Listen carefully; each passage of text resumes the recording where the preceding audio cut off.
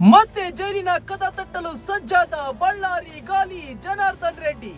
ಹೌದು, ಅಕ್ರಮ ಗಣಿಗಾರಿಕಾ ಪ್ರಕರಣದಲ್ಲಿ ಗಂಗಾವತಿ ಶಾಸಕ ಮಾಜಿ ಸಚಿವ ಜನಾರ್ದನ್ ರೆಡ್ಡಿ ದೆಹಲಿಯ ಸಿಬಿಐ ನ್ಯಾಯಾಲಯದಿಂದ ಅಪರಾಧಿ ಎಂದು ತೀರ್ಪು ನೀಡಿದ್ದು ಮತ್ತೆ 7 ವರ್ಷ ಜೈಲು ಶಿಕ್ಷೆ ವಿಧಿಸಿದೆ.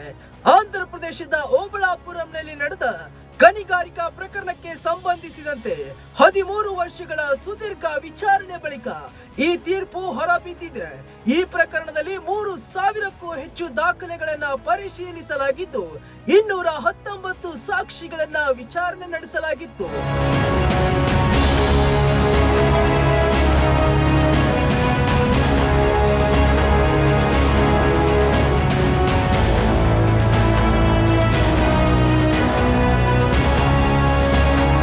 ಕೋರ್ಟ್ ತೀರ್ಪಿನ ನಂತರ ಜಾಮೀನಿನ ಮೇಲೆ ಹೊರಗಿದ್ದ ಶಾಸಕ ಜನಾರ್ದನ್ ರೆಡ್ಡಿಗೆ ಬಂಧನದ ಭೀತಿ ಎದುರಾಗಿದೆ.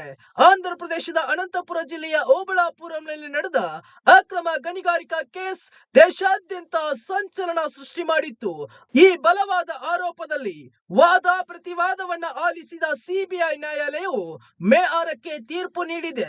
ಬರೋಬ್ಬರಿ 13 ವರ್ಷಗಳಿಂದ ನಡೆದ ಸುದೀರ್ಘ ವಿಚಾರಣೆ ಈ ಪ್ರಕರಣದದ್ದಾಗಿತ್ತು. 3,000ಕ್ಕೂ ಅಧಿಕ ದಾಖಲೆಗಳನ್ನ ಪರಿಶೀಲಿಸಲಾಗಿತ್ತು. ಈಗಾಗಲೇ 3.5 ವರ್ಷ ಜೈಲು ಶಿಕ್ಷೆ ಅನುಭವಿಸಿರುವ ಶಾಸಕ ಜನಾರ್ದನ್ ರೆಡ್ಡಿ ಈಗ ಮತ್ತೆ 7 ವರ್ಷ ಕಂಬಿ ಎನಿಸಬೇಕಾಗಿದೆ.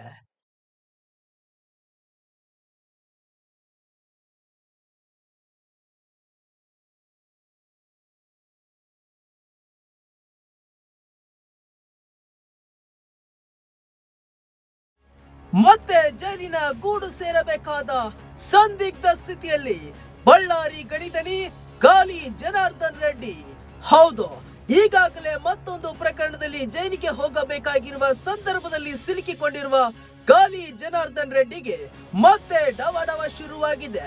ಇದೇ ಕೋರ್ಟ್ ಈ ಒಂದು ಪ್ರಕರಣಕ್ಕೆ ವಿಚಾರಣೆ ನಡೆಸ್ತಾ ಇರುವಂತಹ ಸಂದರ್ಭದಲ್ಲಿ ಜಡ್ಜ್ ಮುಂದೆ ರೆಡ್ಡಿ ಶಿಕ್ಷೆಯ ಪ್ರಮಾಣವನ್ನ ಕಡಿಮೆ ಮಾಡುವಂತೆ ಗೋಗರೆದಿದ್ದಾರೆ ಎಂಬ ಮಾಹಿತಿ ಸಿಗ್ತಾ ಇದೆ.